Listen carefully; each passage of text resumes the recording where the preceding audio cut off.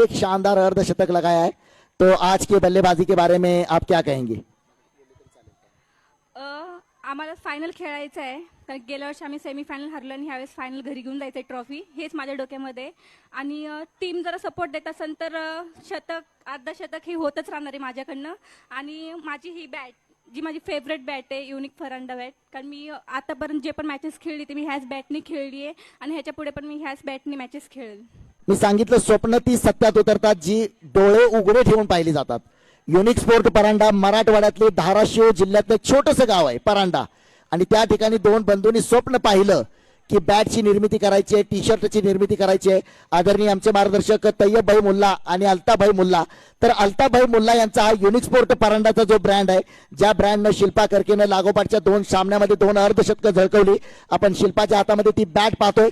Unique sport Paranda म्हणजे 7 समुद्रापलीकडे ज्या छोट्याशा गावाचं नाव झालं, कारण अबुधाबी, शारजा, दुबई अशा ठिकाणी ज्या स्पर्धा खेळल्या जातात त्या स्पर्धेमध्ये अनेक वेळा आपण युनिक स्पोर्ट परांडाची बॅट पाहतो.